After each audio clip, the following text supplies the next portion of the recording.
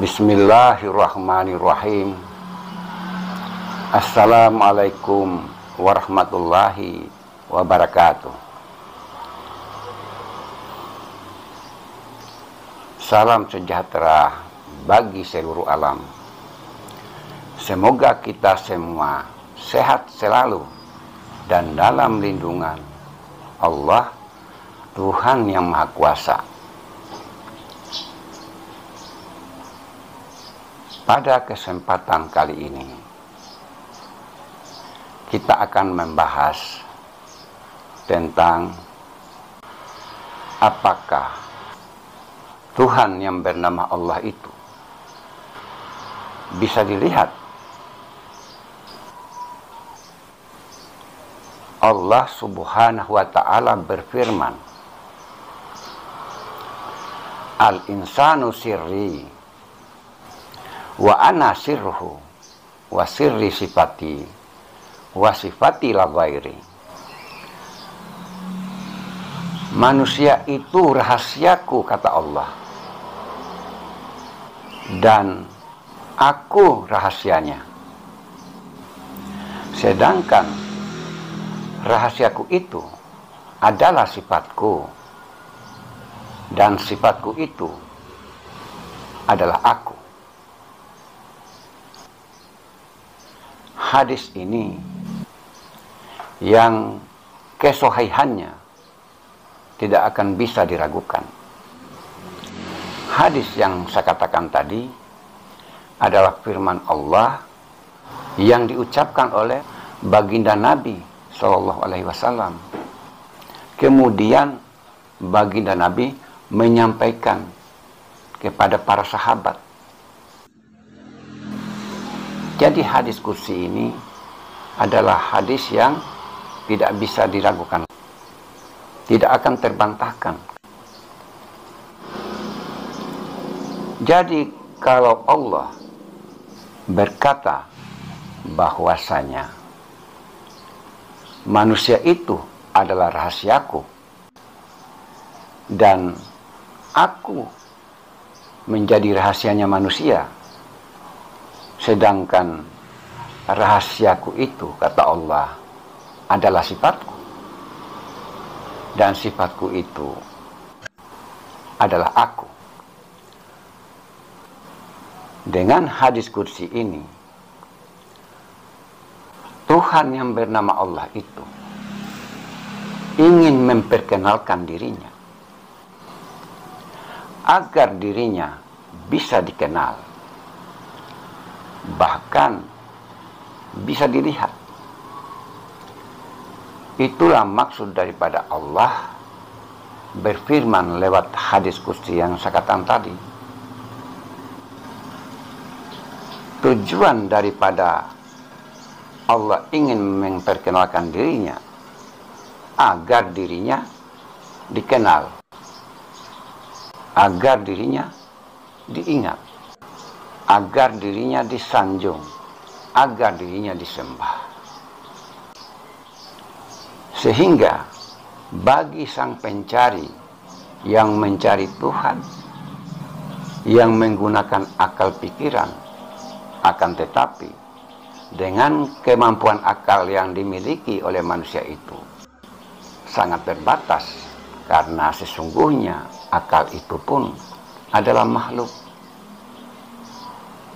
Sedangkan makhluk yang diadakan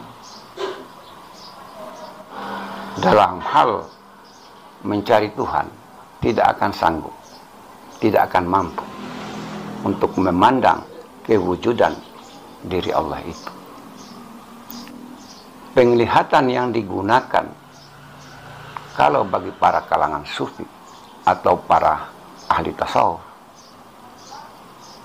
untuk memandang diri Allah yang ada dari segala yang ada ini adalah dengan menggunakan pandangan qalbu. Jadi kalau yang mengutamakan fakta dan logika dalam hal ini masih meragukan tentang penglihatan yang dialami oleh para ahli tasawuf atau ahli sufi. Orang-orang yang mengutamakan fakta, yang mengutamakan nalar, mereka belum mengalaminya, saudaraku.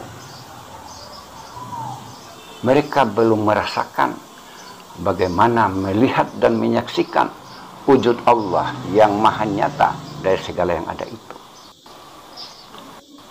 Berbagai hal yang mendindingi, yang membatasi, yang menjadi hijab, sehingga mereka tidak bisa masuk untuk memandang diri Allah yang maha ada tadi. Untuk memandang diri Allah itu melalui berbagai syarat, antara lain adalah membersihkan hati, membersihkan kalbu. Hati dan kalbu ini harus dijaga. Tujuannya apa? Agar penglihatan kalbu bisa berfungsi sebagaimana awalnya ia diciptakan.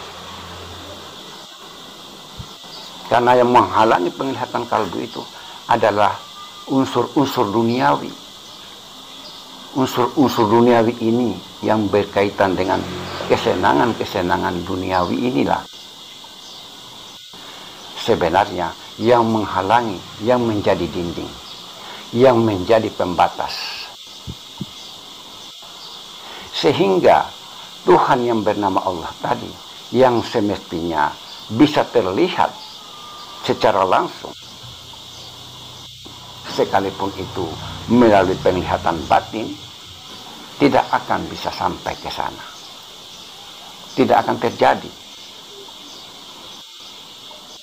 Maka itu, tidak semua orang bisa sampai di makam ini.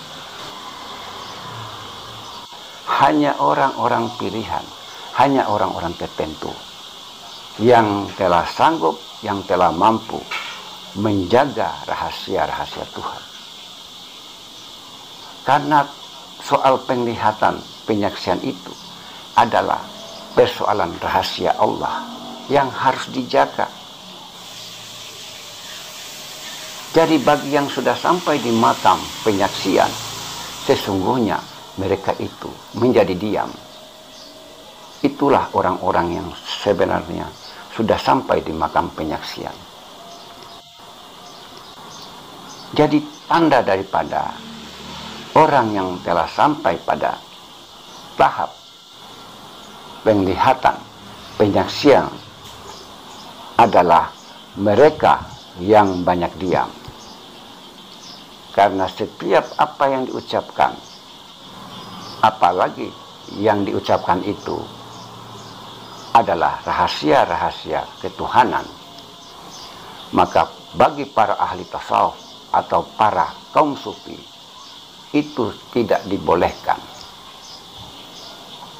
Itulah adab orang-orang yang berpegang dalam ilmu-ilmu tasawuf atau ilmu makrifat.